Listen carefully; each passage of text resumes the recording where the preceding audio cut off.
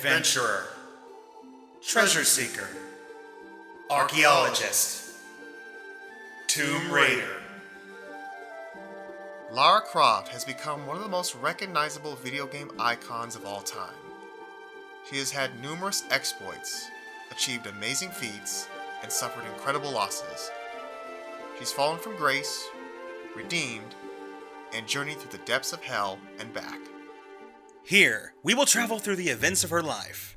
Now, what is presented here is nothing official. What this is an attempt to logically link these games together in one lifetime, put together from numerous sources created by fans for the fans of the classic Tomb Raider series. And we here at the Brotherhood of Gaming.com will take you on her incredible journey. This is the Tomb Raider Timeline. First continuity.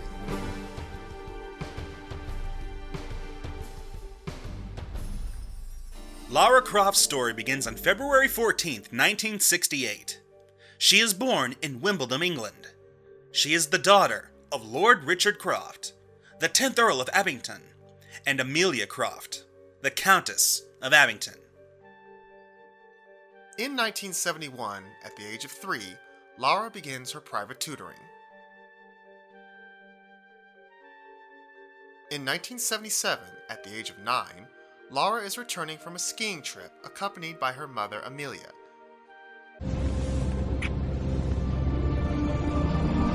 Look! Are we going to crash? Orbit engine non-responsive. Not unless it's absolutely necessary. Stabilize. Close your eyes, darling. I don't want to close my eyes. The plane unfortunately crashes into the Himalayas, where only she and her mother survive the crash. Out looking for wood for the fire, she stumbles upon a sword in the stone.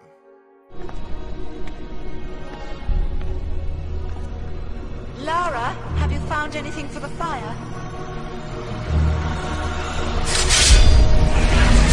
Lara? No, get back! Lord, what is it? There's something in the light. Stay here. What's happening, Mother? Who's there? Oh, God!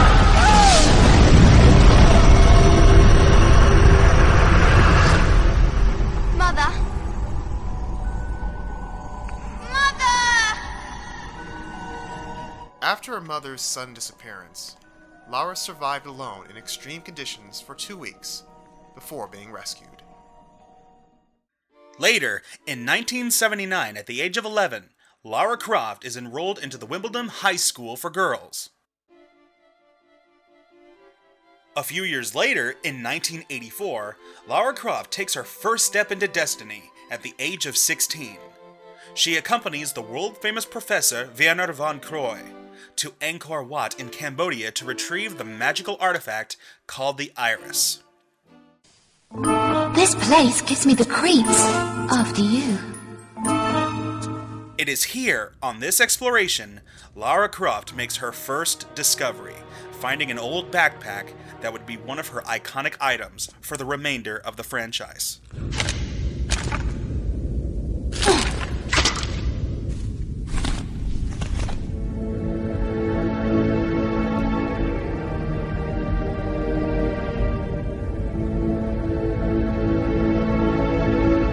Now, for the last. You are an exemplary student, Lara, although you have not yet learned the root of all adventuring, the craving to win, at whatever cost. I throw down the gauntlet to you, my child. Whoever is first to the Iris claims the prize.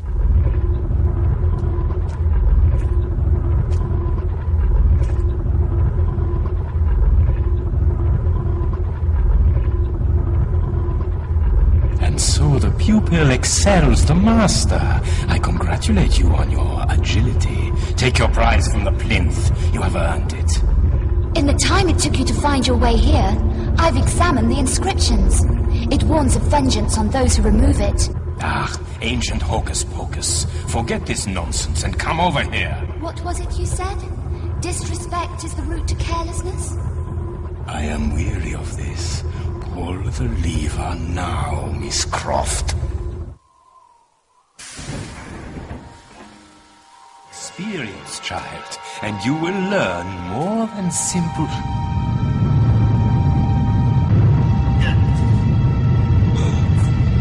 My leg! My leg! I am trapped! My leg is trapped! Help me, Lara! Help me!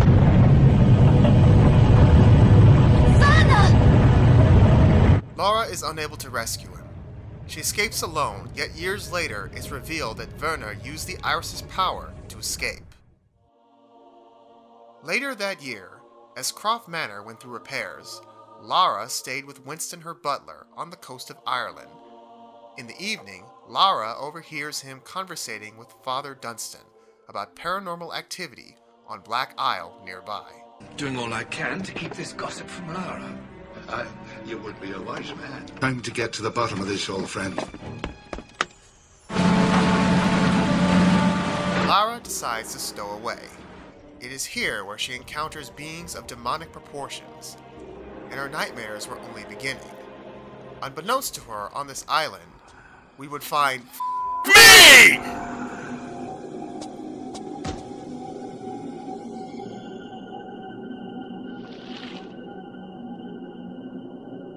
Searching around, Lara finds Father Dunstan, where they compare notes.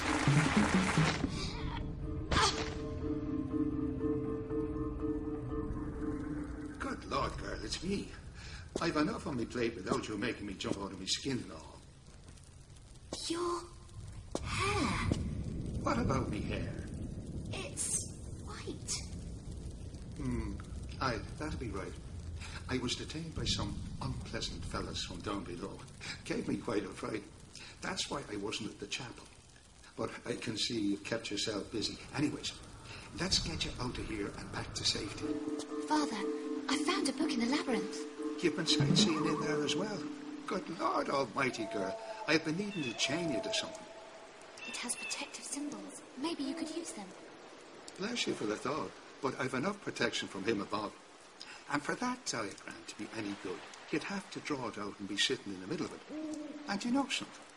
I've left all my colouring pens at home tonight. Now, you'd be doing me a big favour if you were to stay put before you bang into something bigger than you. Something bigger than her shows up by the name of the demon Verdelet.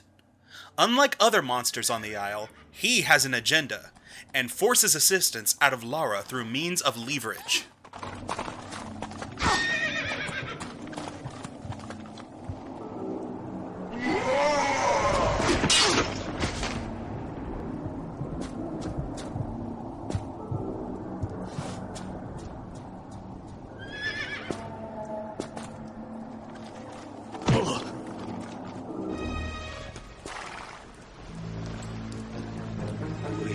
That stands before me, the first to visit me in my prison 700 years past. Leave him be. For the child has spirit. But what is that when this island is littered with the bones of holy men? My gift to them for their spirit in obstructing me from claiming my rightful inheritance. I, Vladimir Kalita, who worshipped in the first Kremlin, who butchered the Swedes under Nevsky on the banks of the river Neva, incarcerated within this prison of flowing water. Running water? You're trapped here by running water.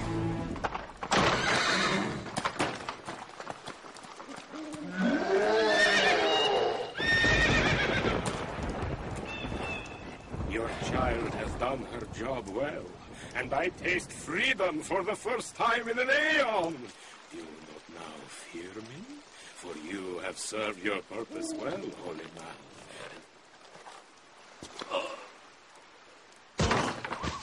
Father! Ah, the child. I shall snuff out her life as a candle.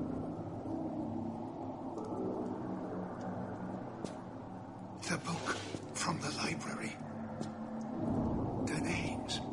Read out the names.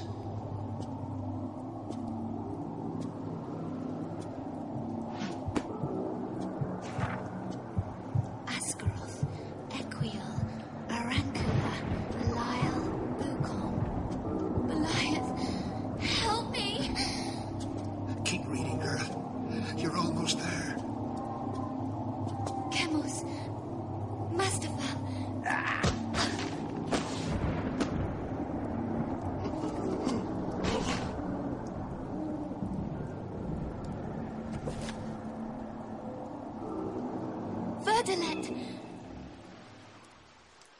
is this? I move to strike, and yet cannot.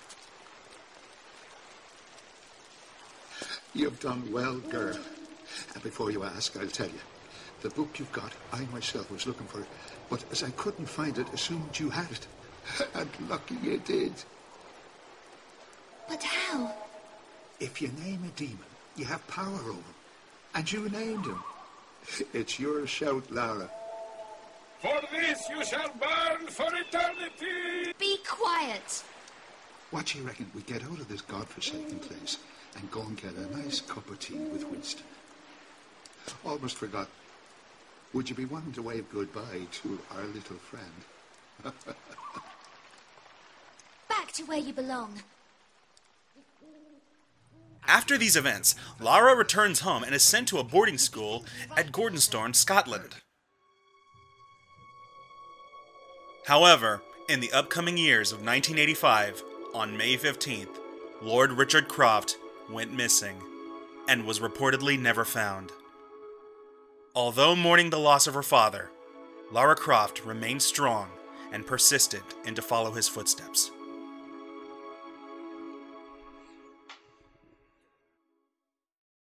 In 1986, Lara attended an exclusive Swiss finishing school. Afterwards, she attended college, where she became friends with a young woman named Amanda Everett. During this time, Lara and Amanda, along with some friends, went to an archaeological dig site found in Peru.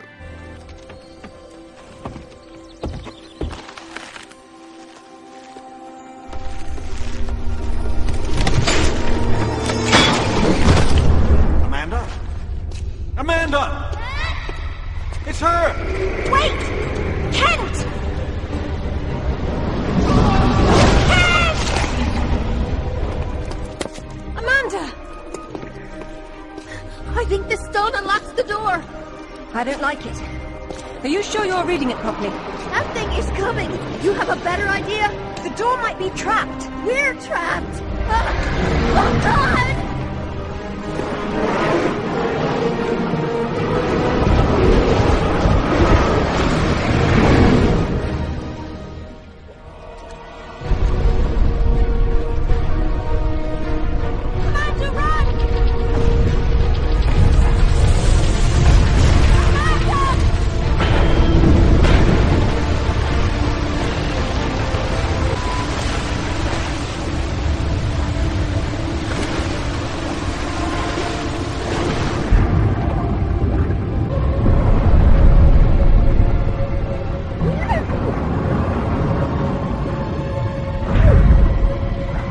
Tragedy strikes with an apparition, leaving Lara to be the only one to escape.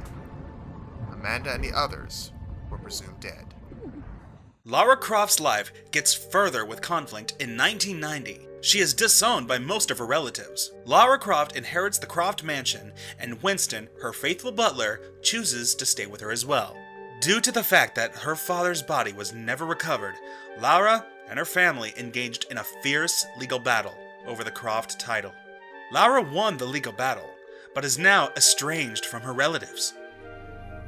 In the early 90s, Lara begins her career as a Tomb Raider. During this time, she discovers the Ark of the Covenant and the legendary Bigfoot. In 1995, a 27-year-old Lara Croft travels to Rome, Italy, where she meets Larson and Pierre Dupont to hand over the Mercury Stone. But I don't deal with the monkey. Well, now that ain't polite for a lady. Even if the monkey has the Mercury Stone. No need for unpleasantries, Miss Croft.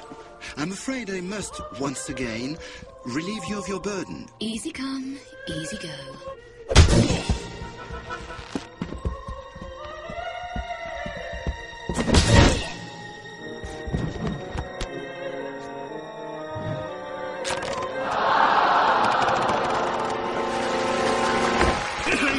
Till the fat lady sings.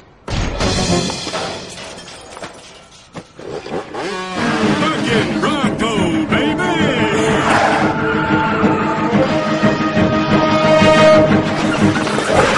We ain't gonna make that gap, boss. We'll make it. Ain't gonna. We'll make it. What? After their disagreement, she sets out to find the Philosopher's Stone, with them not far behind. The second stone, if you please, Miss Croft. Come get it. It's a little too late in the evening for these games. Larson, search her, if you please. Well, god darn if I don't get all the best jobs. Larson! Enough! Enough! My patience is exhausted with this childish nonsense. The stone, Miss Croft. If you put this into that gate, Pierre, you're going to get a lot more than you bargained for. Trust me. I'll put it in then. Wait for it.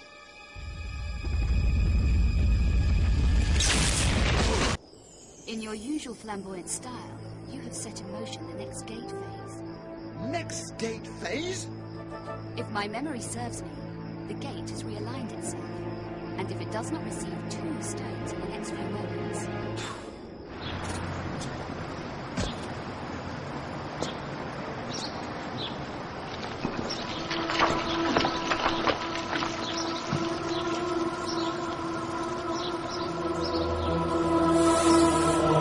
Larson, behind you! No, really, behind you! Behind you! Behind you!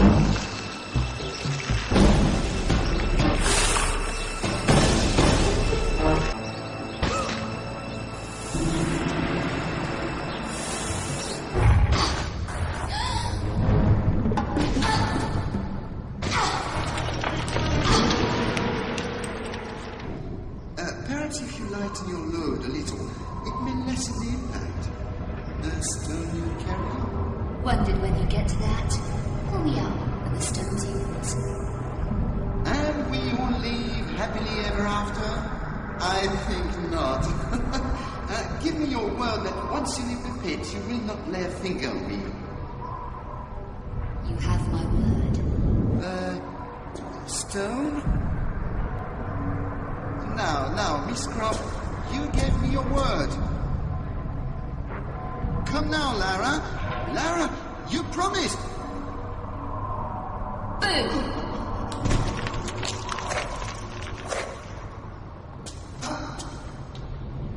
Could you find it in your heart to help me up? I appear to be slipping. Pierre, you know nothing would please me more. But we have an agreement. Agreement? Not to lay a finger on you, remember, silly? Anyway, busy girl, got to go. But...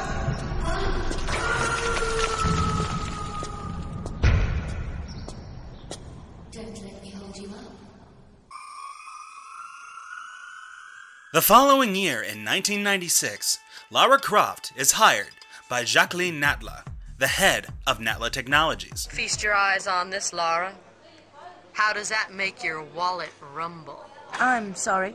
I only play for sport. Then you'll like a big park. Peru, vast mountain ranges to cover, sheer walls of ice, rocky crags, savage winds, and there's this little trinket. An age-old artifact of mystical power is buried in the unfound tomb of Qualapec. That's my interest. You could leave tomorrow. Are you busy tomorrow?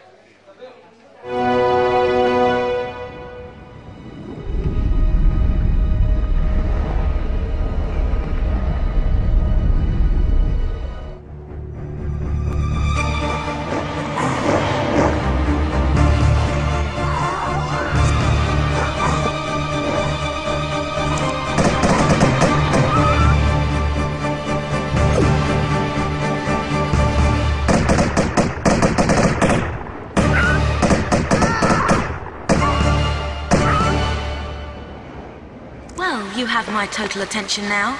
I'm not quite sure if I've got yours, though. Hello? I'll heel and hide you to a barn door yet. Of course. You and that driveling piece of the Xian. You want to keep it so bad, I'll harness it right up your... Wait. We're talking about the artifact here? Damn straight we are. Right up. Hold on. I'm sorry. This piece, you say. Where's the rest? Miss Natla put Pierre DuPont on that trail. And where is that? Ha! You ain't fast enough for him. So you think all this talking is just holding me up? I don't know where his little jackrabbit frog legs are running him to. You'll have to ask Miss Natla.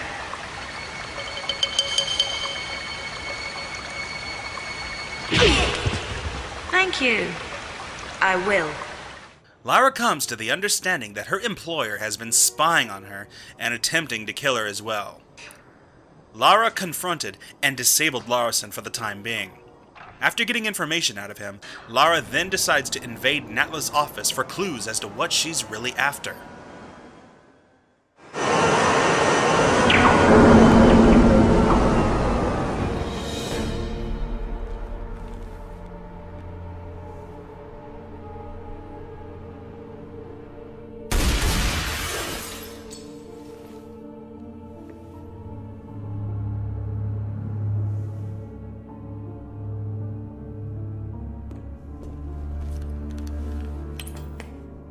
Looks like our girl's pulled it off.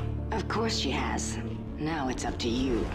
Not that I'm complaining, boss, but what makes you so sure she's not gonna bring it back herself? Lara would never part with the Xian. She's far too obsessed with it, just like her father. Ah, Monsieur Dupont. You have something to report? Good news, madame. Your information was correct. I have located my piece of the Xian. Voila! It is buried under a place called... St. Francis Folly.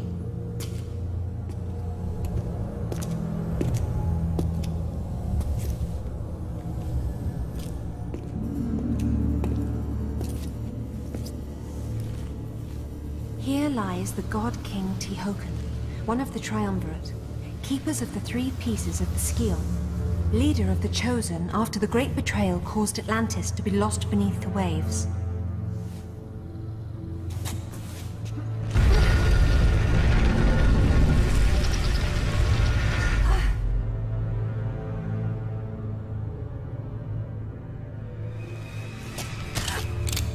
No job is worth dying for. Yes, it is.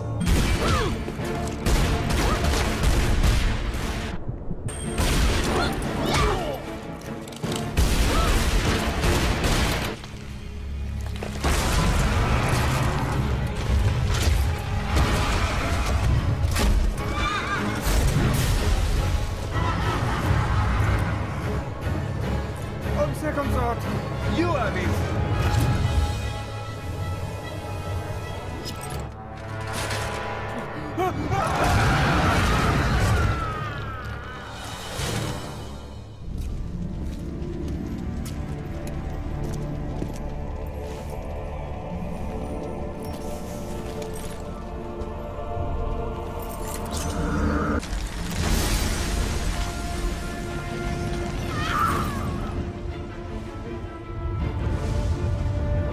After gathering the Xian from numerous dungeons of mythology, the artifact shows Lara through telepathy the history she seeks, and who is directly behind all of it. The Xian! In betraying your fellow kings, you have broken the sacred triumvirate of Atlantis. You have maimed Qualopec, your own brother. I am still here, wretch. Tihocan has ended your treachery. But it is my face you will see in your nightmares. What have you to say for yourself?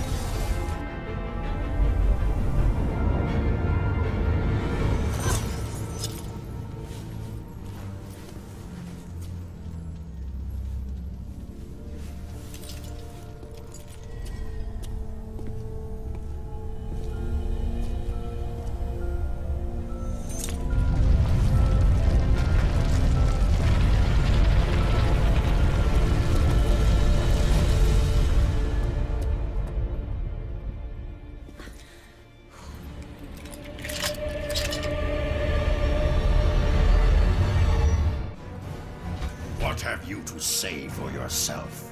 The gods favor action, not counsel. Yet it is this council that rules over you today. You rule over nothing. Atlantis is in ruin. Nothing can change that. Everything must burn.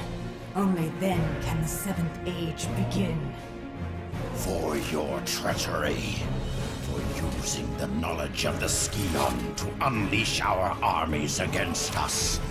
I expel you forever from the sacred order of the Three. And condemn you to shame in the frozen limbo of eternity. It cannot be stopped. The wheels of Cathar are already in motion. Doom will find you both. And I rise from the dust of your bones to finish what I've started. The images remained vague, but alas, once the final piece is obtained, the answers become all too clear. Surprised to learn the truth, but it turns out Jacqueline Natla has been alive for a millennia. It was you. You were the Queen of Atlantis. Once. What is the Seventh Age?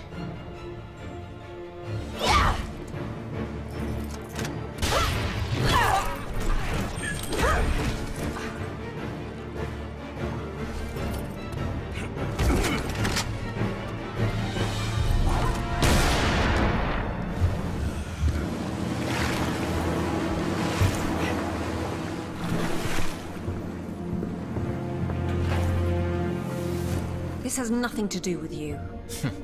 What's it got to do with you? The Xian belongs to Natla.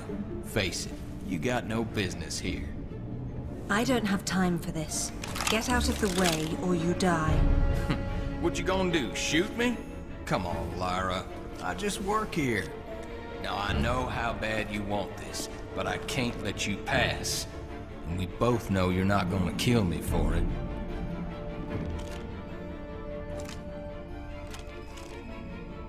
That's just not who you are. I'm not who you think I am.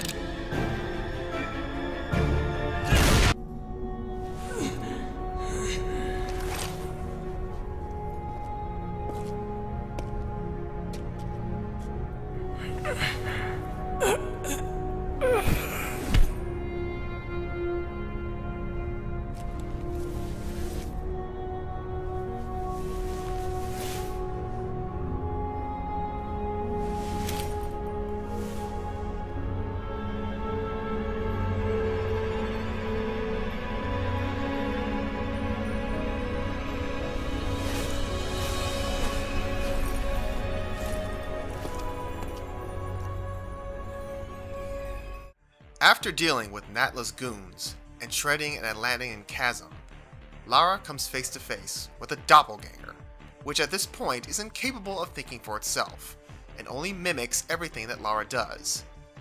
Using quick thinking, she defeats the monster. Talk about being your own worst enemy.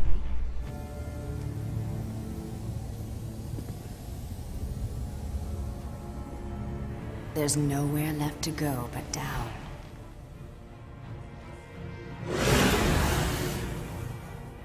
You're rebuilding the army of Atlantis. This pyramid breeds far more than the soldiers you faced. With the Xian, I now have the means to create anything I desire. What is it you desire, Natla? It takes 3 to rule. Tihocan and Qualopec were too weak to destroy what stands in the way of the Seventh Age. But you have the strength to claim this seat beside me. Immortality has its price. But what are a few lives to sacrifice for your dreams? The answers you've sought your entire life are within the Xian. Everything you've done has led you to this place. You're here because you belong here, Lara.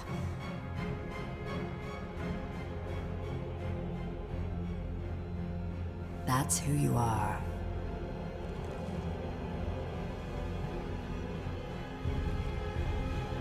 I'm sorry, Father.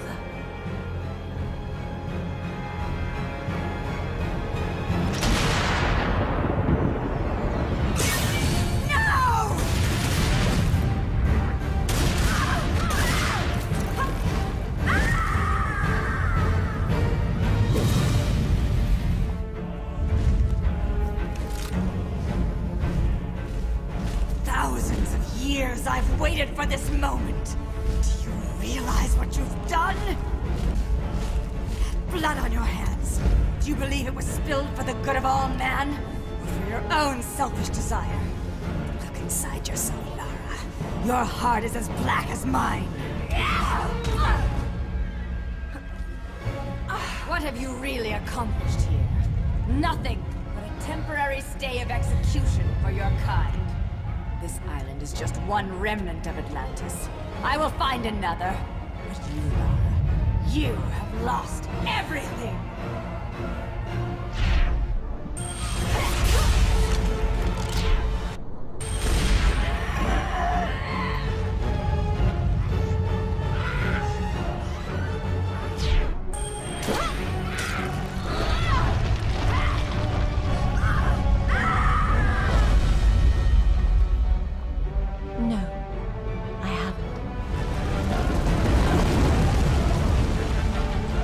All of her might, Lara Croft succeeds in stopping Natla's plans.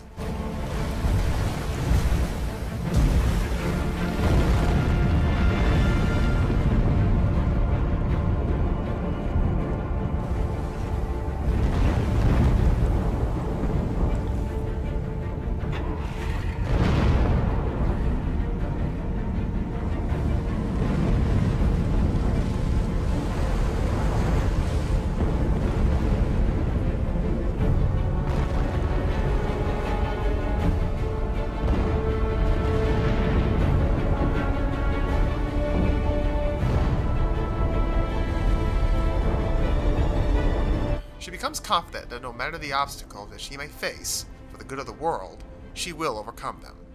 However, this will not be the end of Lara's heroic endeavors, as evil is always around the corner. After taking out the last of Natla's remnants, Lara travels to Egypt. There, she discovers a temple to the Egyptian goddess Bast. And that's it? That's it. In 1997, Lara is intrigued by the legend of the Dagger of Xian, a blade that can turn its wielder into a dragon upon plunging the weapon itself into your own heart. Under the Great Wall of China, where the blade sleeps, Lara Croft comes into conflict with the Fiamminera and their leader, Marco Bartoli.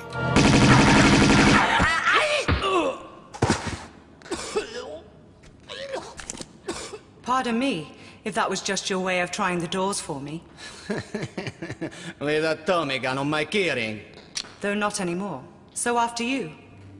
Somehow, you don't behave like you got the monk's blood. I understand that somehow is in my favor. So indulge me about the dagger. I'd be indebted with your life. These doors are waiting for the right one. The right time to arrive. And then the dagger's blade will honor the hearts of those who believe.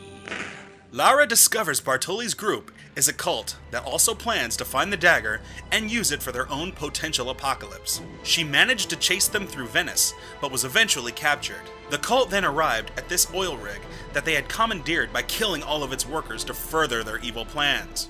Lara, using all of her wits to escape Marco's clutches, fights back and rescues a monk from Tibet, who also apparently tried to stop Marco too. You have come for me. I saw bright lights around me. That was gunfire. They want the Seraph to unlock a malignant treasure we contain in our monastery in Tibet. Since being stolen by imbecile vagabonds centuries ago, we've been without key to it, relying solely on cleansing of our prayers to keep it subdued. Then the occultist Gianni B acquired it. Trouble we knew. He breathed life back into ancient belief.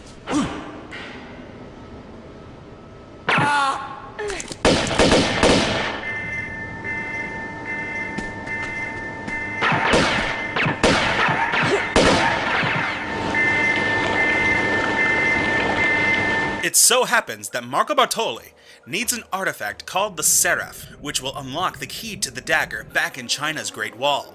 However, this item is located aboard a sunken ship called the Moria Doria that belonged to his father 2 years prior before it sunk 40 fathoms under the sea. Lara is able to follow the cult as they dive down in search of the artifact Marco desires. Avoiding sharks, his men, and the hazards of a destroyed ship, Lara fortunately through trials is able to find the Seraph before Marco's goons do, and resurfaces.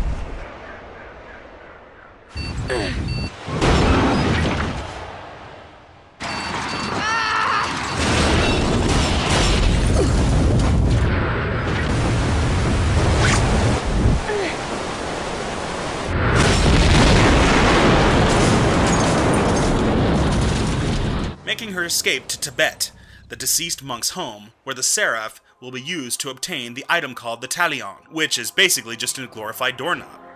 After obtaining it, she's able to outrun Bartoli's group and get to the Great Wall before they do. Unfortunately, with the dagger just out of reach, she falls into the catacombs and climbs her way back up, only to find that she is too late, and Marco Bartoli has already begun the ritual.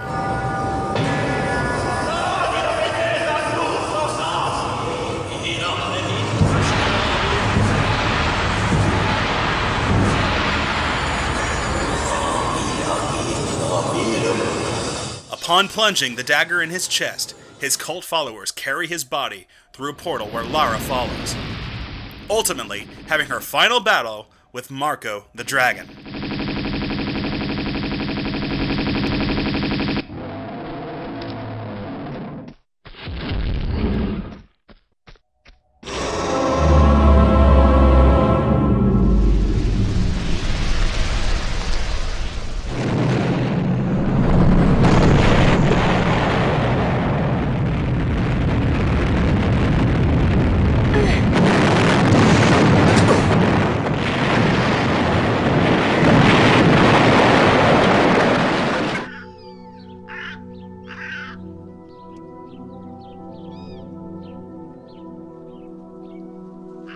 Following her confrontation with Bartoli, Lara finds a hint in an old 1945 newspaper.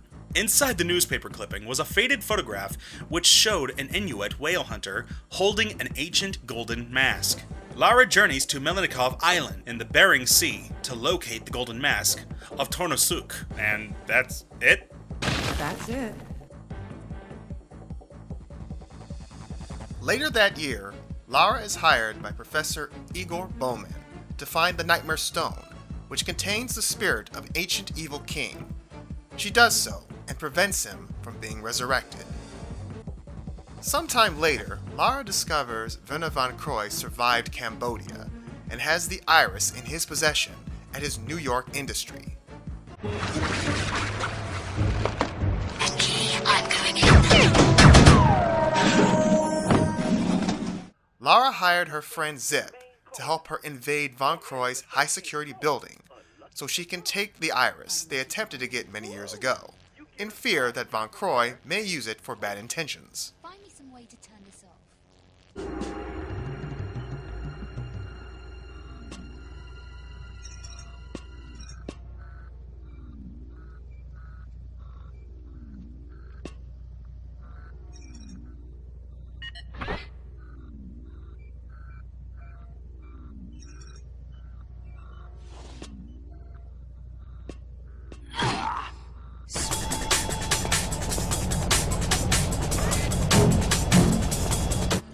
Identification yet?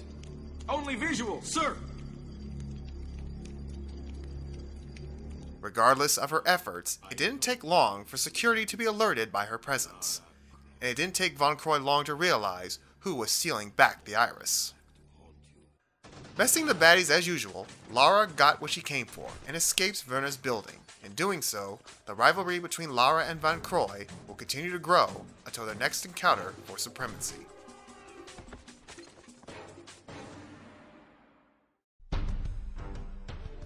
In 1998, now at 30 years old, Lara Croft travels to India to uncover the Infada Stone. Hello? Hello? What? What do you want from me now? Well, I'm not quite sure where you're coming from, but I just want to know about the Infada artifact. In the temple up there. Voodoo magic and all, huh? I don't touch the stuff myself. It's not voodoo. Look, is there anyone else here with you? I'm leaving. Next bus out. This jungle has rooted enough rot into me. I'd offer the same advice to you, but you don't seem like the type to take it.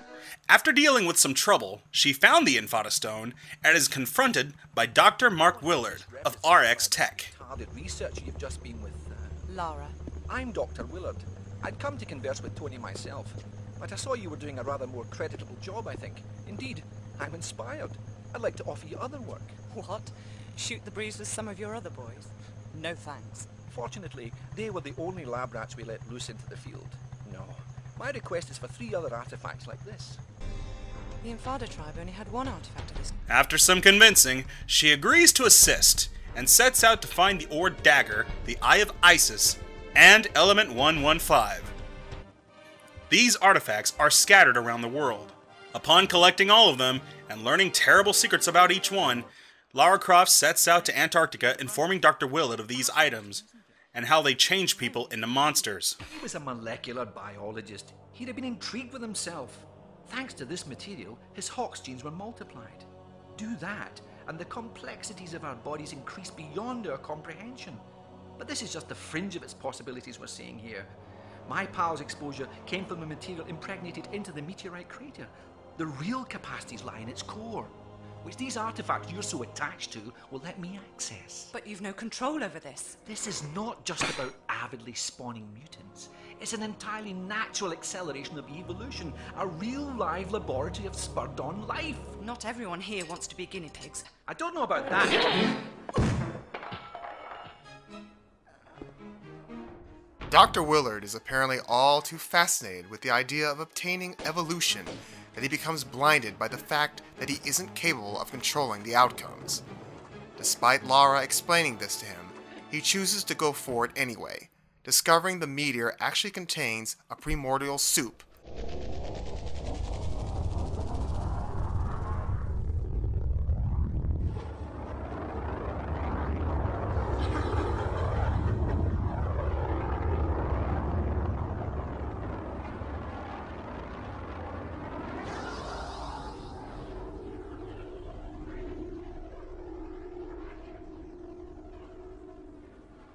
Willard throws himself in,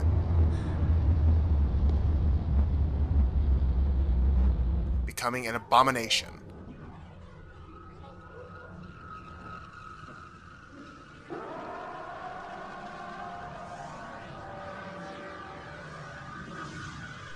Lara uses everything she has to put down Dr. Spider Willard for good,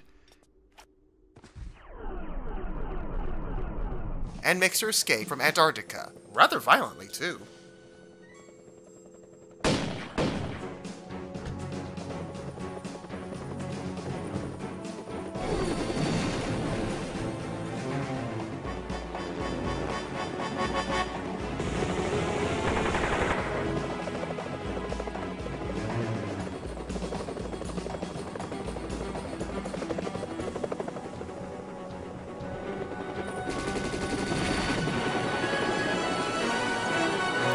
Soon after, Lara discovers that a 5th meteorite idol exists, and she sets out and uncovers the Hand of Rathmore. And is that it? That's it. Sometime later, while visiting a friend at a dark antiquities museum, Lara is cut by a sword that is intended to bring an evil magician back to life, and will cost Lara her soul. She is able to defeat the evil magician's cult, and break the sword in two, preventing the resurrection and saving herself in the process. Several months later, Lara Croft travels to Russia where she meets up with Charles Kane, who was the teacher of hers in Gordonstown boarding school. He assists her in recovering the Spear of Destiny, but it is a race against time as the Russian mafia is also seeking it out. The Admiral's allegiance has been bought, and under his command, a nuclear submarine. It's housed in one of the dockyards. Well done. Nuclear submarine. Sounds nice. perfect holiday. Move your men along, Yarofel. I do not pay such extortionate prices for incompetence. Forgive me, Wolf. I am still an admiral of the Russian Navy, and as such, demand respect. While you accept my bribes for use of the submarine, you are under my employ and will follow my instructions without complaint. Sneaking aboard the submarine of Admiral Yurofev and Russian mafia boss Sergei Mikhailov, Lara dives under the sea where an old World War II vessel sunk, and she grabs the Spear of Destiny from its discarded cargo.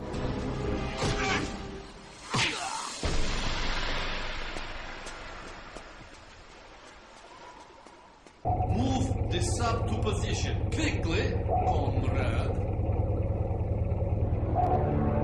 Take her 5 degrees astern, quarter power, and bring her to a full stop. Time to turn the tables.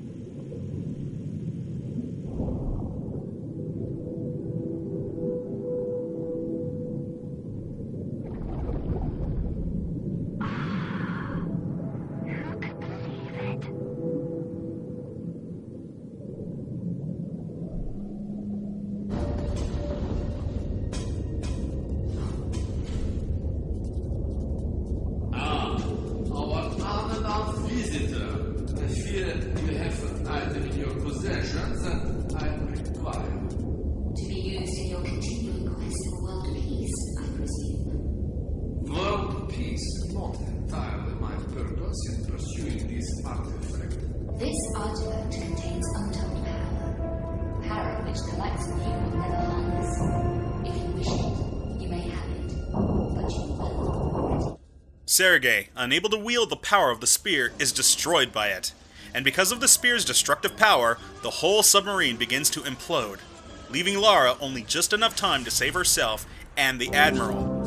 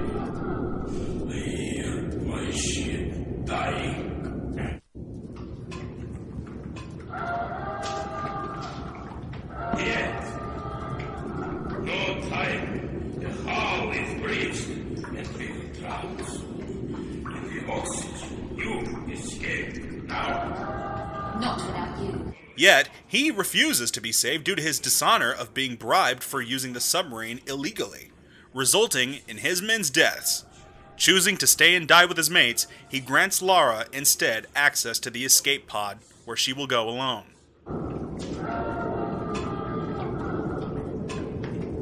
Goodbye, Admiral.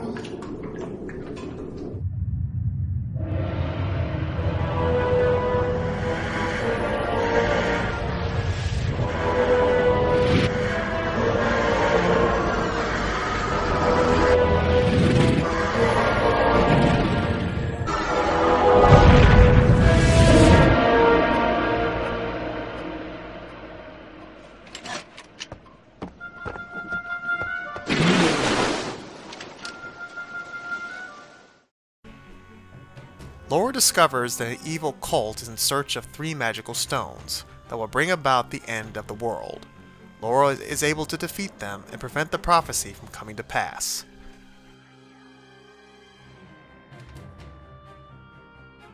In 1999, Lara travels to Egypt. Her goal is to uncover the Amulet of Horus.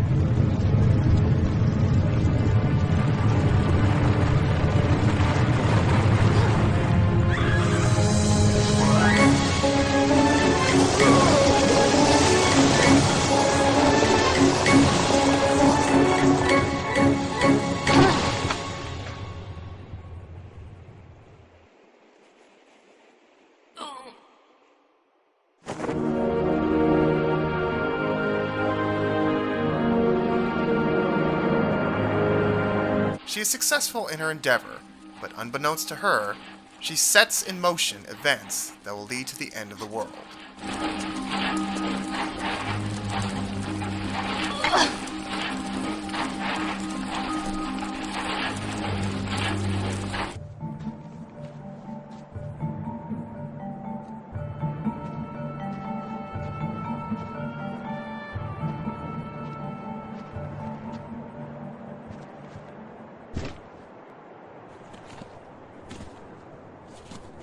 I, Semaket, High Priest of Horus, forewarn that he who removes the amulet shall have released Set.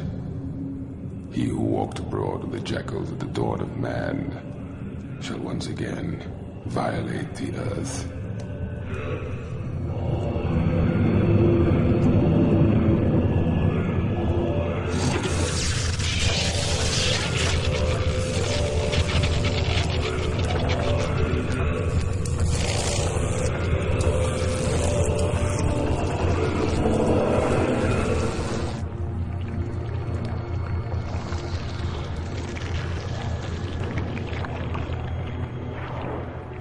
Set, ruler of evil, will again be free at the turn of the distant millennia. At his heel plague. Discovering the connection and the horrible mistake she has made, Lara quickly takes immediate action to make certain that the evil Egyptian god Set never makes his return. To make matters worse, Von Croy is also in pursuit of the amulet. However, he is oblivious to the threat. Miss Croft! Von Croy. You sound concerned, my dear. Have you misplaced something? Nothing I shan't be retrieving at a later date, Lieber. Miss Croft? Now, let us review your sprinting skills.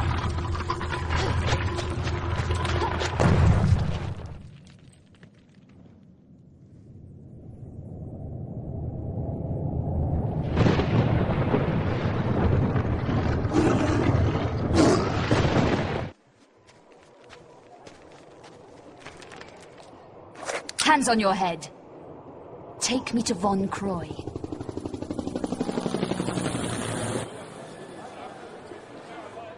Where's he headed?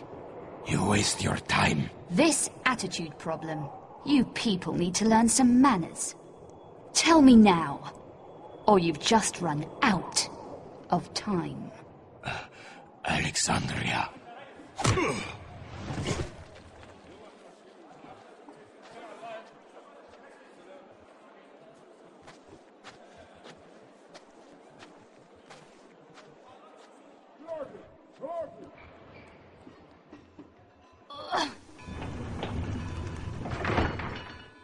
Your workforce is about to be delayed.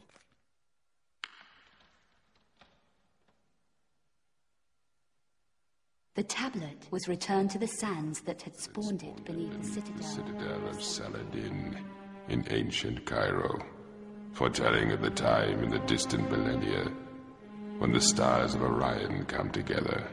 The ceremony is performed and Set entombed. Hello, my dear. Another unannounced visit. I see you have found the scroll we unearthed. Interesting reading, yeah? Only interesting if you know what it refers to. Yes, quite correct, my dear. The armor on its own is no more than a curiosity. But with the amulet and the ceremonial tablet, it becomes an important historical artifact, predating the Bible by centuries. There is more at stake here than the sum of the pieces, Von Croy. Ever heard of Armageddon?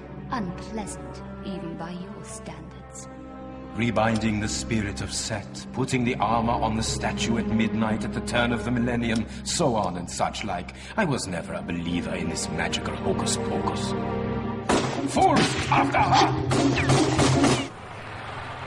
While trying to avoid Von Croy and the end of the world, Set takes advantage of his ignorance and possesses Verna, using him as a vessel.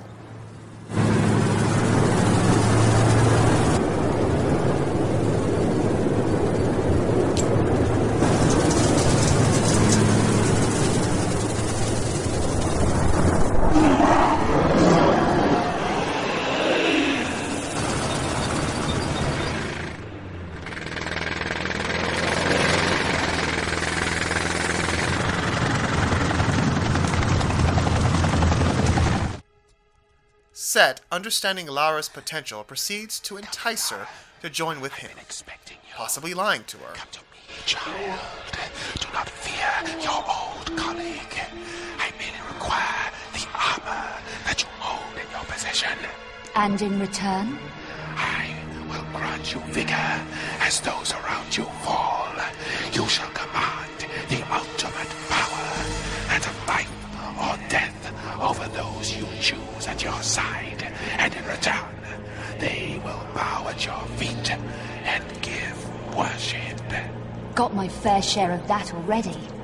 And besides, give a jackal your hand, and he'll bite off the whole arm. Lara wasn't at all fooled by Set's offerings or entrapment, and escaped him. Barking mad. However, to fully defeat him, she needed to complete the ritual by putting the armor of Horus on the statue at midnight, summoning Set.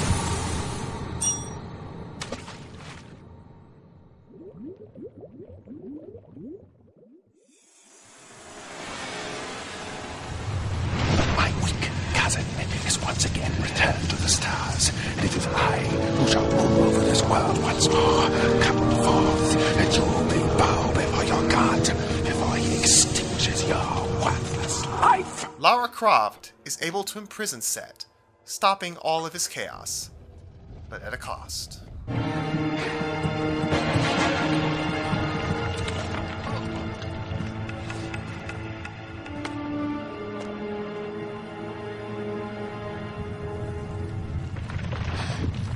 Quickly, girl, before it collapses around you. You back, Werner? No more Set? No time. Your hands, Lara. Give me your hands.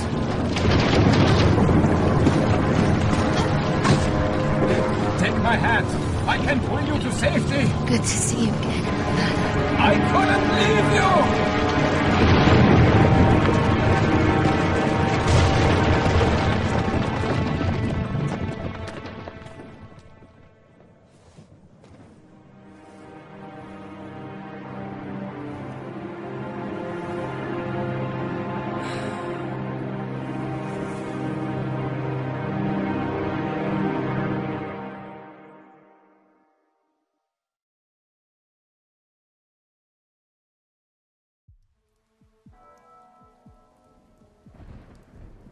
After the events of Egypt, Lara Croft is presumed dead.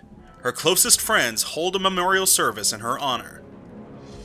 Meanwhile, Von Croy excavates the Great Pyramid in an attempt to uncover her body, but instead, all he finds is her backpack.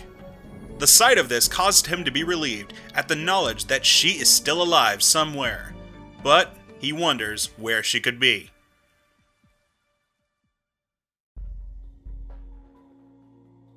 It so turns out that Lara Croft was rescued shortly after the collapse of the temple and taken to a hospital in Cairo. She is then hunted by a group called the Mahadists, who are seeking the Amulet of Maraish, which they believed was hidden in the Temple of Horus, where Lara Croft was.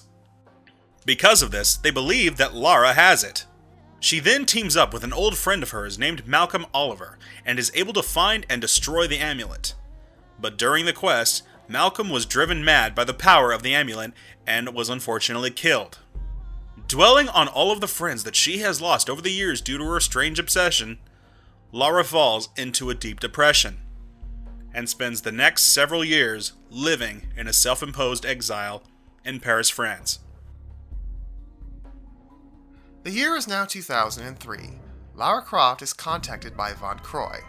She reluctantly meets up with him, and discovers that he is in fear for his life, which would become justified shortly. Go and see this woman, Kavier. She can help. I'm going. Get out!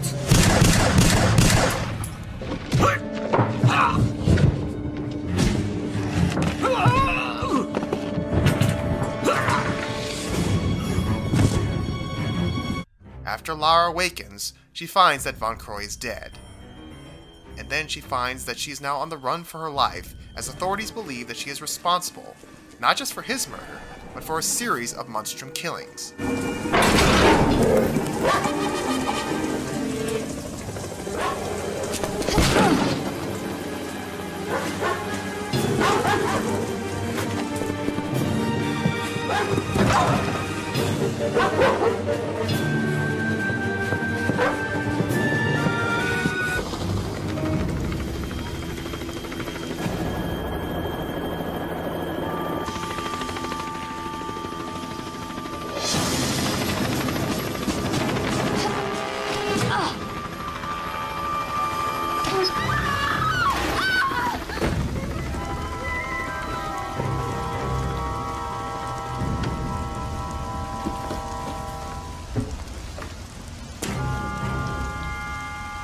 You still haven't explained what happened.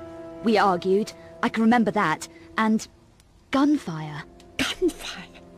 Then they were shot? Did you kill him? I can't remember. It's all a blur. Miss Croft, I strongly suggest that you talk to the police. Mademoiselle, I was a good friend of Werner's. I didn't kill him. I didn't! Lara then sets out to find the real killer, and discovers that it is the work of a secret cabal who is trying to resurrect an ancient race known as the Nephilim. She also finds that she is not the only one searching for them. Esteemed Cabal members, the hour of your reward grows ever closer. As you know, we already possess 3 of the Obscura paintings. Our contact, Professor Von Croy, located the 4th one for us here in Paris. When we have this, we will reassemble in Prague. It is time to awaken the sleeper. Hopefully, we will be more successful this time.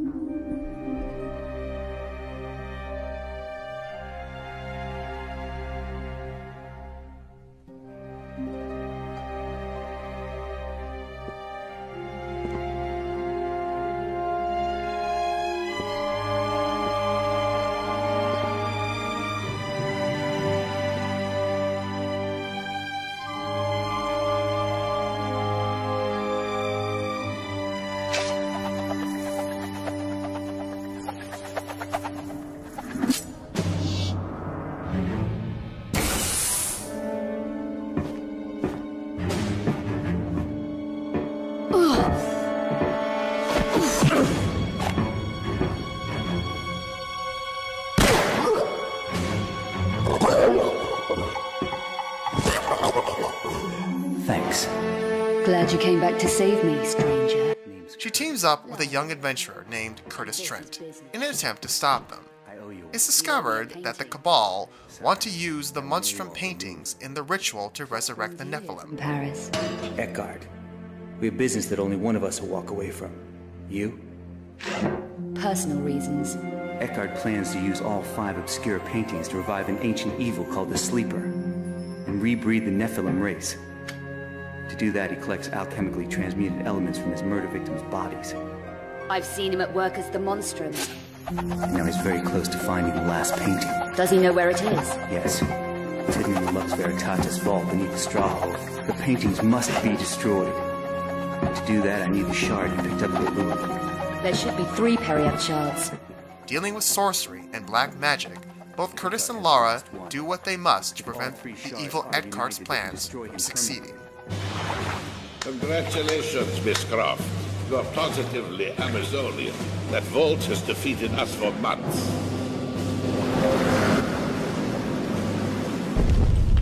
What do you want, Eckhart? I'm not interested in you or your friend, Miss Croft. Give me the painting. May both leave. What choice do I have?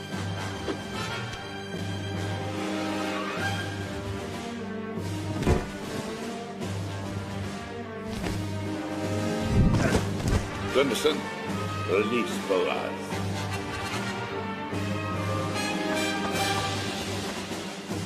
This old colleague of mine was once a human before she displeased me. Come on, I'll give you a boost.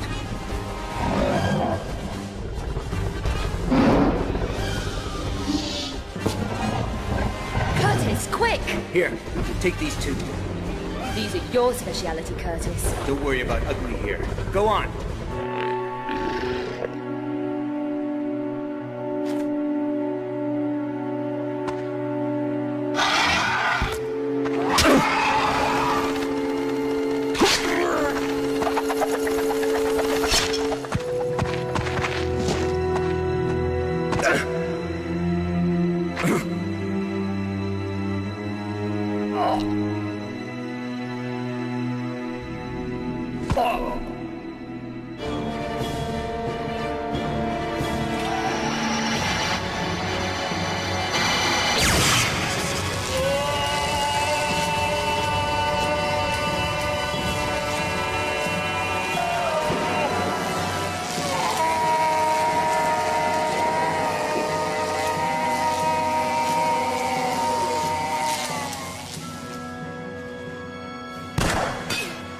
Still alive, Miss Croft. You are resilient, but over the decades I've killed more mortals like you than I can remember. And stole their body parts, like a cheap grave robber. As I will now take yours.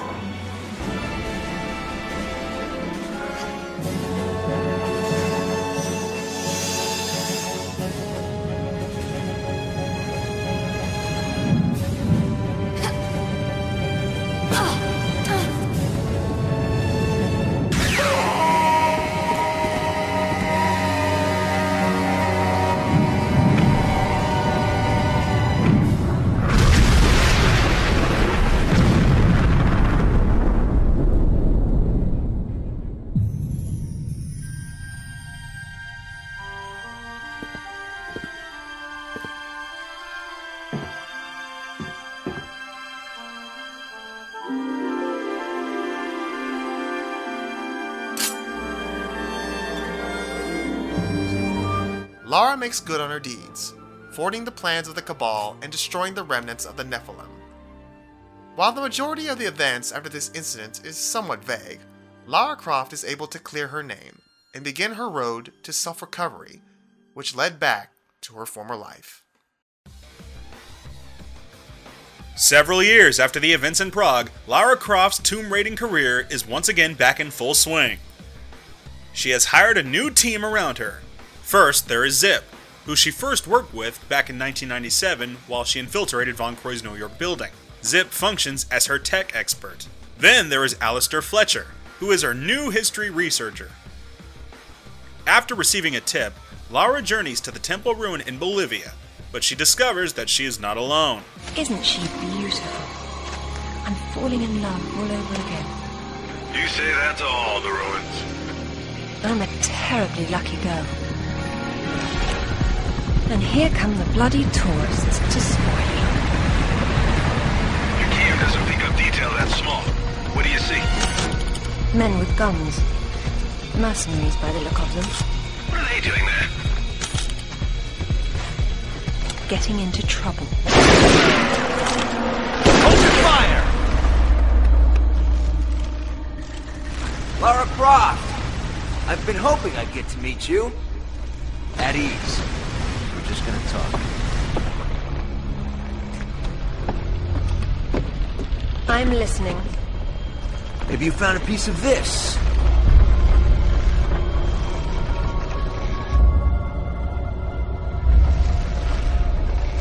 Is this what led you here?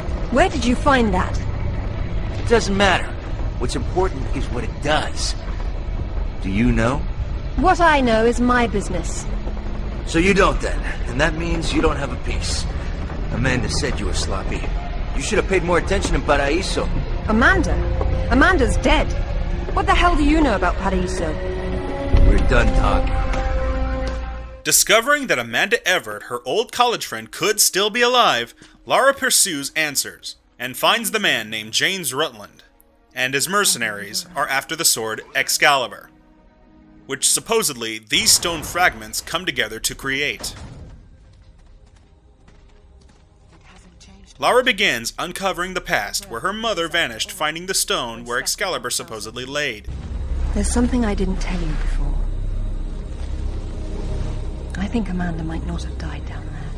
Is that what this is about? Closure? Isn't that what it's all about? Why we dig up the past? To understand it? I am an engineer, Lara. I build for the future. I don't dwell in the past. You will someday. Eventually everyone does. Look at her. She's beautiful. We were so close before. So close. Wonderful, Lara. Do you notice anything familiar about her sword? That's what Rutland was holding. Except this is just a ceremonial copy. And what do we have here? The tip has broken off. My God. I had no idea it looked like this. I've seen this before, at Waseda University in Japan.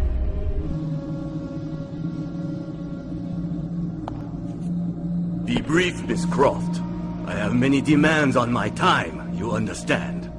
Of course, Takamoto-san. I am looking for a piece, a sword fragment, in the care of Waseda University, or it was until you stole it. I am not a thief. And you would be wise to avoid such accusations. Then I suggest we skip to the negotiations. I don't have any idea what you are talking about. Of course you do. Just name a price. Miss Croft, are you deaf? I don't know. Let's see. Try begging for your life like you did the last time we spoke. Takamoto has a fragment, and Lara aims to get it. But of course, things are not going to be that simple. Believing more could be at stake, Lara jumps into action on the buildings of Japan and claims his piece of Excalibur, getting her one step closer in the right direction. You have disrespected me. You have broken into my house. You have killed my men. I've simplified your payroll. And now, if you don't mind, I'll streamline your inventory. You speak of this? It is the most prized of my collection. And for this reason, you'd rather die than hand it over? No. For this one! Lara makes quick work of Takamoto and retrieves the first piece of Excalibur. This is it, all right. This shouldn't be here. Oh. Dearest Amelia, yours always. Richard. It was Mother's. Tell me about that sword fragment you're so fond of waving about. Well, I have been spending some time with it, and I've learned a couple of things. Let me show you. I'm really not your enemy, Rutland. These pieces weren't broken apart. They were designed to separate and reattach. The Galali key does that? I don't suppose you'd tell me where this came from. The Crusades? King Arthur? History doesn't interest me. Well, then why don't you stay here and consider the future? Make sure I'm not in it, however. Alistair, I'm at the base. Go ahead. I was right. It was a secret Soviet project from the 50s called Karpanek. The laboratory was studying an ancient sword fragment, but some mysterious disaster brought the KGB down, and they erased it all from history. Almost. There seems to be trouble below. You got there right on time.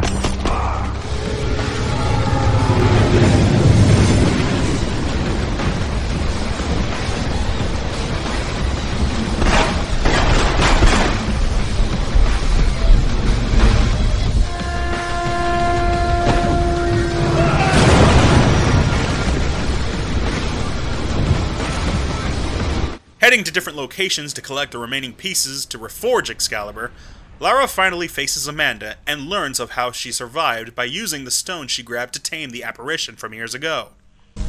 Amanda! I'm sorry for what happened, but we can still work together. There is no we, Lara. There never was. It was just me down there. Me and this. Do you remember it? I touched it, and it touched me back. I don't think that was a good thing. I tamed it then. I made it my own.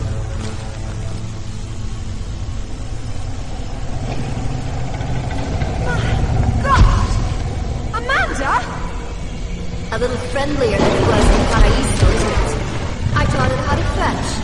You're mad! It killed our friends, Amanda, and it almost killed us! And it saved my life once I mastered it. It's all about a broader perception. I'd stay away from it if I were you, though. And you'd still be able to touch it. Escaping that peril, Lara finally reforges Excalibur to see if she can finally find out where her mother has been. There's King Arthur, who washed verily of ye loins of Uther Pendragon. I've no doubt about the authenticity of this tomb, Alistair. Arthur was the 11th century figure that became legend. The once and future king was as real then as the air I'm breathing now. I don't know, Lara. Excalibur, the sword in stone. That's how it always goes, isn't it? Pardon? Swords in stones, Alistair. They're part of the monomyth. There wasn't just one Excalibur or one Merlin. We keep seeing swords and daises all over the world because they were everywhere. So, you're saying that everywhere they went, they raised up kings, shaping the course of human destiny? Well, it's a possibility. Who? And what happened to them and their swords? Perhaps they're in Avalon. It's as good a place as any. Except our Merlin was killed and our Excalibur was left in pieces in the hands of the locals. So where's Avalon? I don't know. On the other side of the looking glass, perhaps? How'd you know that would be there? Give me a moment, please.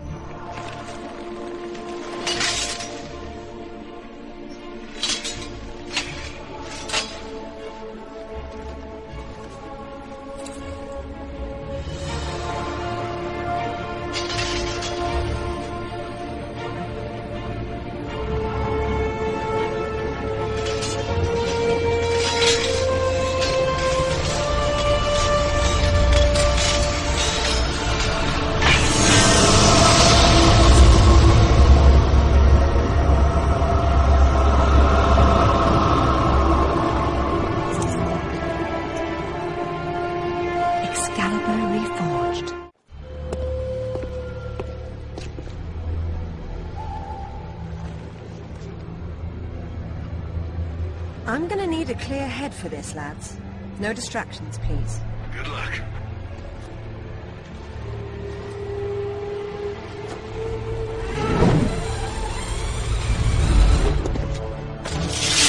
Anyone between me and that stone dies. Stop! I don't want anything bad to happen, but it will if you come any closer.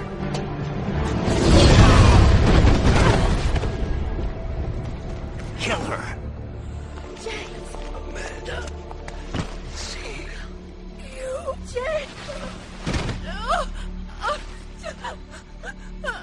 sorry, Amanda. Truly. What are you doing? Stay away from there! It's what I came for. You don't need that. We can both do this. It only works once, and I'm going to be the one.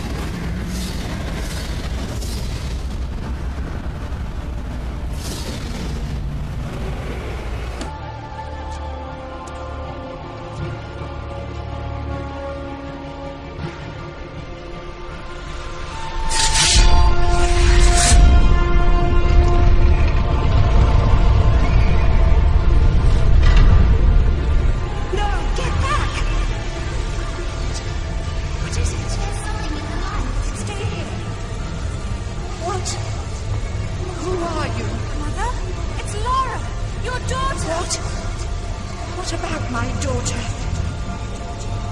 Don't touch the sword! She meant no harm.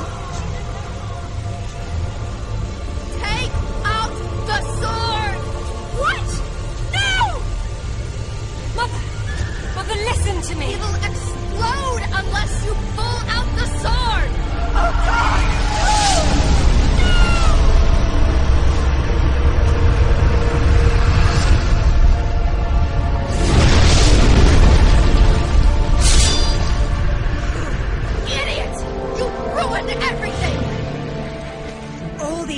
I blamed myself, and it was you! You killed her! Killed her? She's not dead! She went where I was supposed to go, where you could have gone! Makes sense right this second, or I swear I'll execute you where you stand!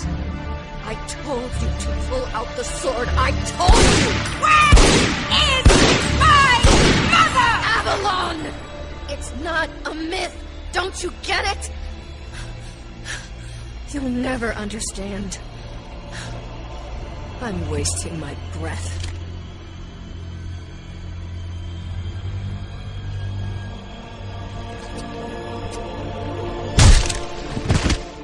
From this moment, your every breath is a gift from me. Lara? For years, my father believed Mother was alive. It was what kept him going. I pitied him for thinking that way.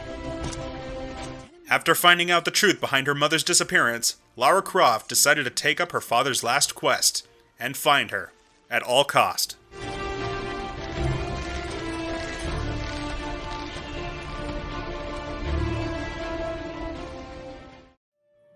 In 2009, a 41-year-old Lara Croft searches for Avalon, the mystic underworld where she believes her mother is trapped. After searching the Mediterranean Sea, she discovers one of Thor's gauntlets.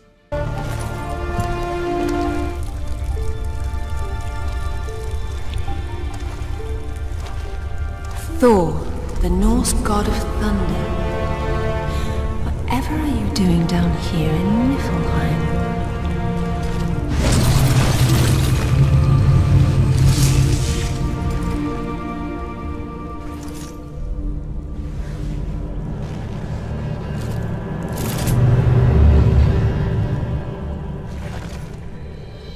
Thor's hammer, Mjolnir, was powerful enough to level mountains. But how does all this relate to Avalon? Put your hands on your head. Turn around. Slowly.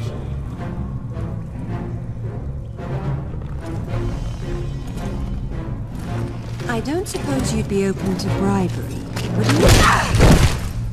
Escaping the cave, Lara faces off once again with Amanda Everett, and discovers that Natla is still alive and under Amanda's custody. Even that won't unbind the artifact. We're taking on water.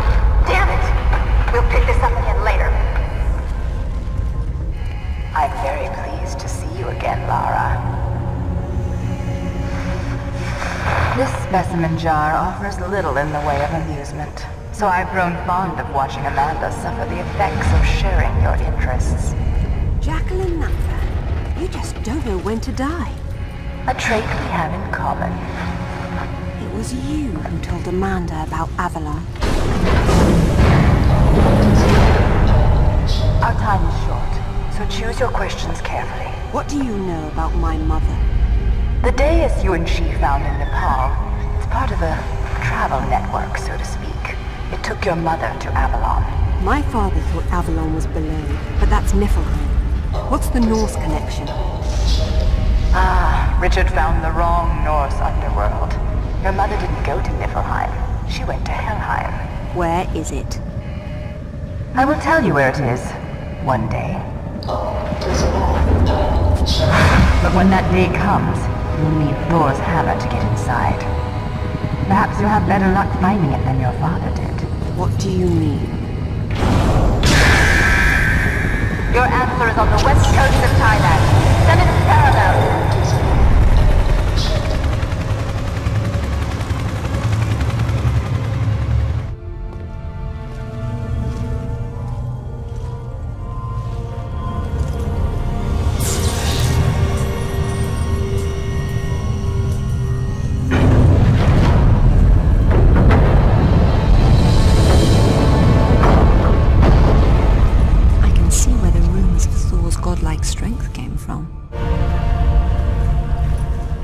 This was here long before the Upper Temple was added. Proto-Norse runes again. My son, your treasures here and far, this gauntlet's twin, your belt Megingjord, and the mighty Mjolnir, are protected by the dead to keep Jormungandr subdued. But the map's been destroyed, and recently.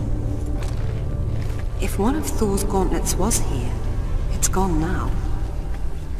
What's this? Natla, I see your goal and am your puppet no longer. Richard James Croft. Father did this? RJC? Strange. Father never used his middle initial in monograms to avoid confusion with his father. That's where you hid the artifact. After following her father's clues, she finds the second gauntlet underground in her mansion.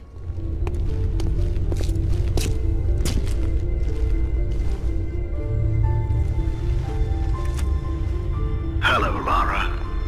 Here in this room is everything we recovered from Bogavati, Thailand. Be especially careful with the thralls. They managed to kill 6 of us before we boxed them up. They were protecting one of Thor's gauntlets and a map showing where the rest of his treasures were hidden, all of which are necessary to open the way to Avalon. The Norse believe this site contains a powerful weapon, and to safeguard against this possibility, I destroyed the original map. I hope this was not a terrible mistake, but if it was, I hope you and your mother can forgive me.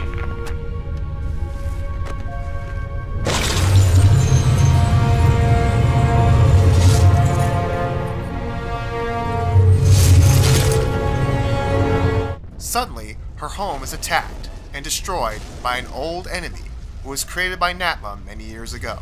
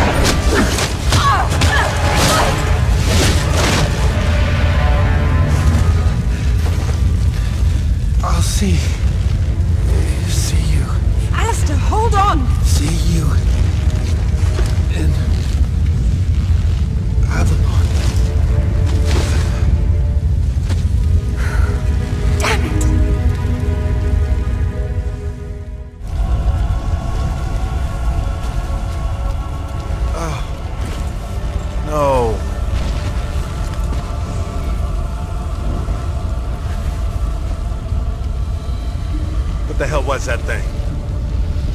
I've only seen something like it once before.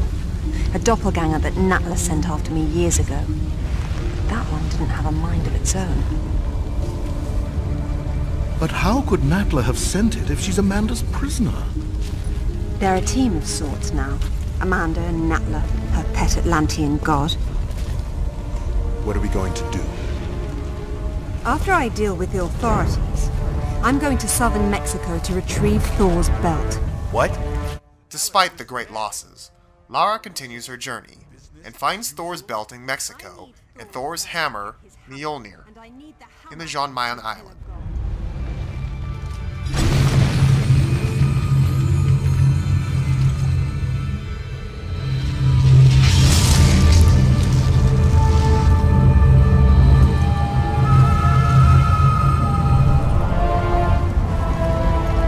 Hey, you know that big expensive ship of Amanda's?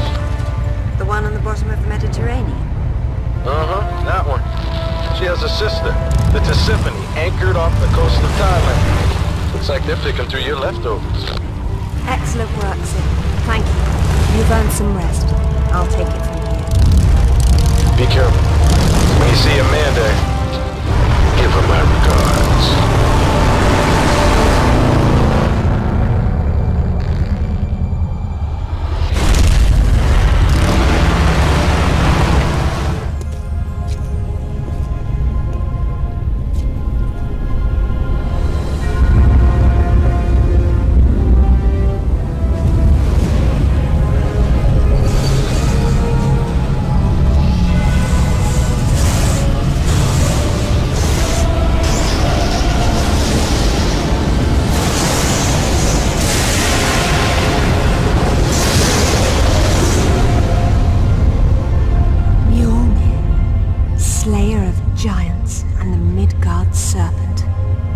More importantly, the key to Helheim, wherever that is. Time to pay Natla a visit. Now that Lara has the power of a god, she journeys to eliminate Natla once and for all. Until... I will never doubt you again. Tell me, now! Very well. But before you put me to death, tell me, are you prepared to wait for Odin to appear and perform the ritual to open Helheim? And you know this ritual, of course. I'm sure you've realized that I want to get to Avalon just as much as you do. But neither of us can go alone. You need my ritual, and I need your hammer. When you step out of line, you'll get it. Stop! You destroyed my home. You killed Alistair! I got what I wanted. Isn't that all we care about?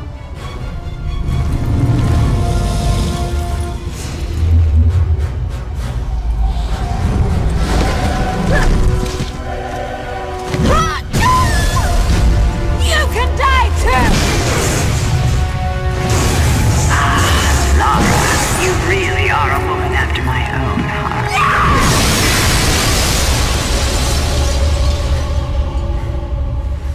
Get out of my sight. Meet you there.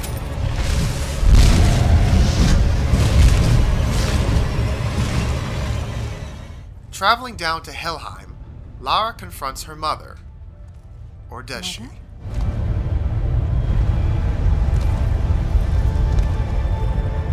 Mother, it's me. It's Lara.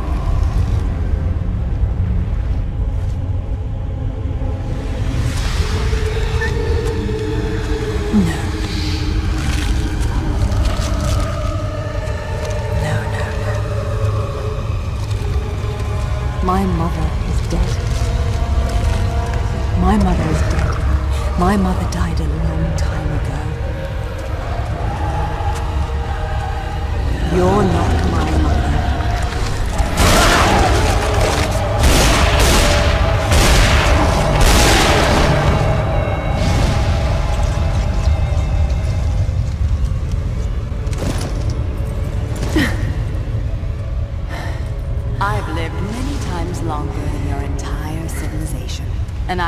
never seen such delicious irony. When I heard what happened to the wife of the great Richard Croft, I knew I could set him on a desperate quest to find what I desired most. Then he betrayed me in Thailand, and for that, I killed him myself. But when you showed up with Thor's gauntlet, I knew I could send you off in your father's footsteps, confident they would lead us to this very spot. You seem to have forgotten what I would be holding.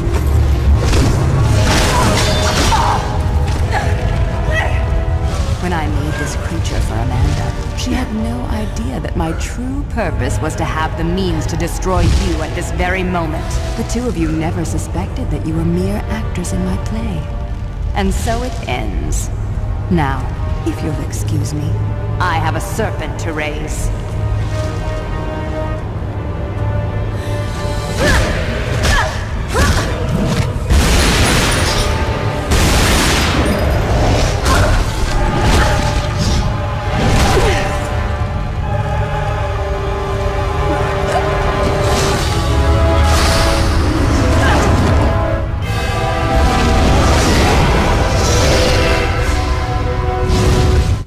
Unlikely turn of events, Amanda helps Lara, and the both work together to stop Natla's evil plan of resurrecting the Midgard serpent to tear the world a new one.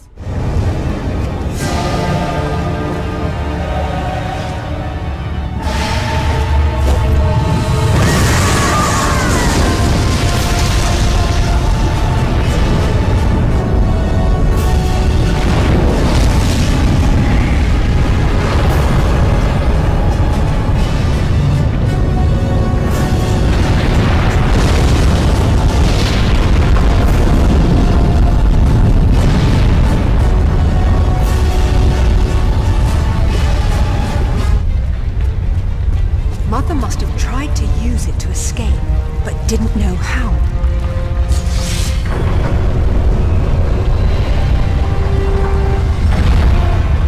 If pulling out these artifacts always brings you here, what will happen if I'm already here?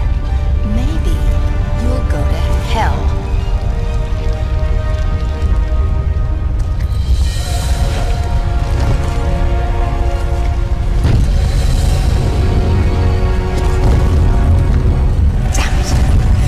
Reach the sword.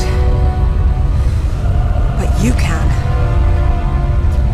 What about you? I can reach you if you hold out your hand. You trust me? We're out of time, Amanda.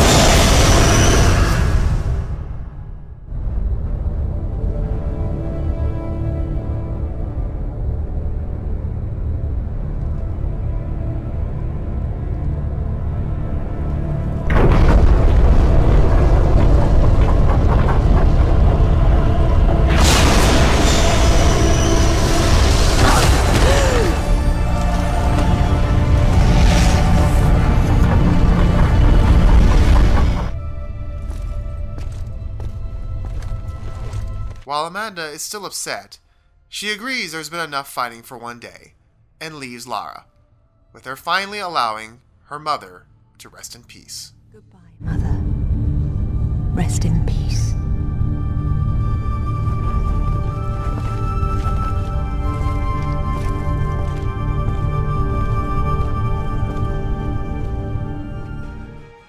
After Lara defeated Natla, the doppelganger returns to help her fallen master.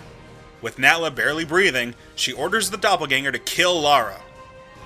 Meanwhile, back under the ruins of Lara's mansion, she finds a hidden powerful artifact that was placed there years prior by her father.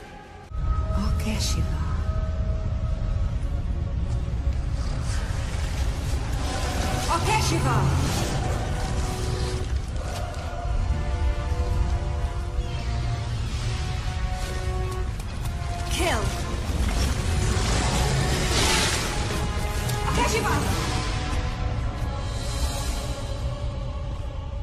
You have to do whatever I ask now, correct? Then tell me this. What the hell are you? I am you, with the flaws removed. Really? Free will is a flaw? Obsession and compulsion are much the same. Either way, we are neither of us our own masters. But if you were, what would you do? What would you do?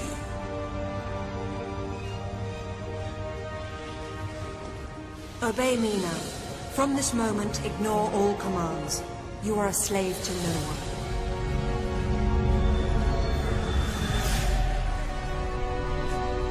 one. Make sure Natla suffers.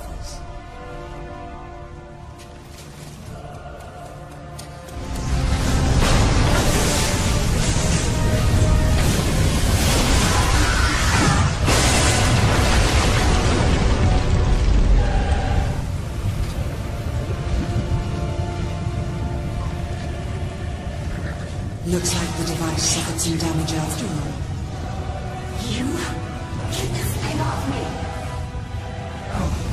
I command you to lift this off of me! I command you! You hear me? Up, Eshiva! You must obey me! Up, Eshiva! Help me! Trolls, come to me! No! To this very day, it's unclear where the doppelganger is or what its future will be.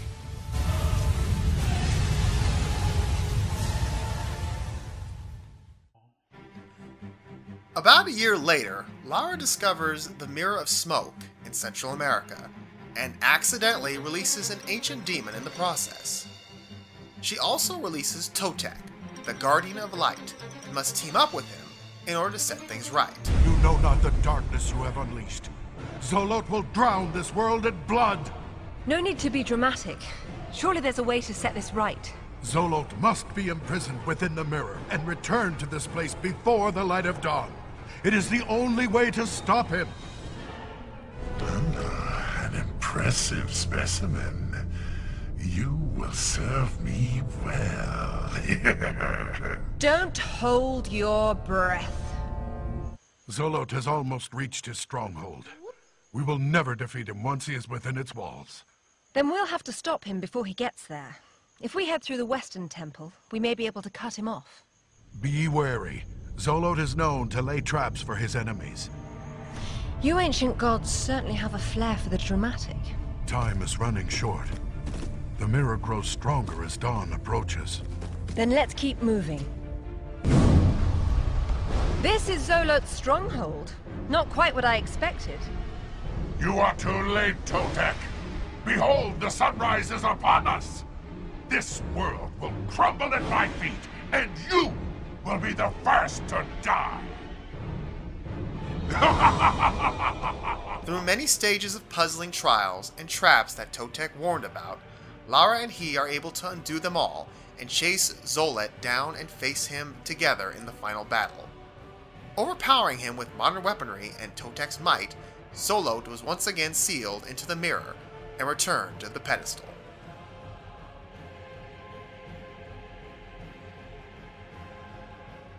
How can this be? Looks like you're out of luck. No! Hurry! We must get the mirror back to its shrine before the first light of dawn. Quickly, replace the mirror! What about you? I must remain and protect our Age of Light. It is my destiny. Now return the mirror.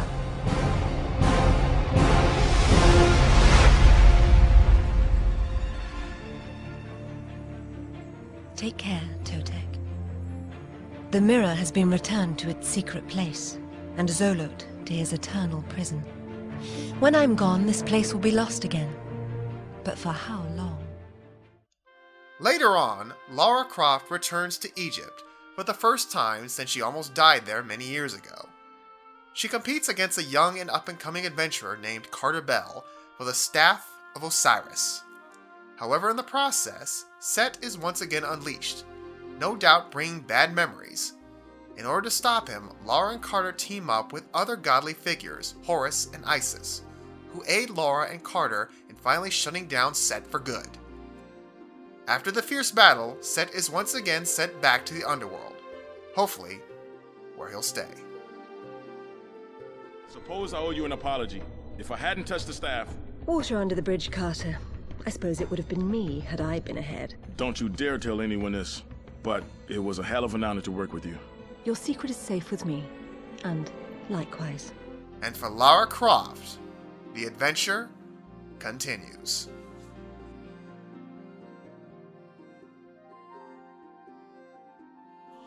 Lara Croft, the Tomb Raider, through the course of her life has gone through incredible journeys, mythological adventures, horrors of legend, tales of fantasy, and saved the world countless times.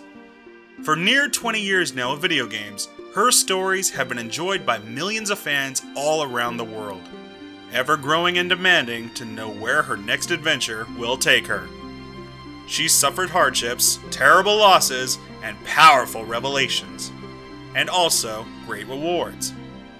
Although people may differ on the opinions of her games, what they truly loved was the core of her character.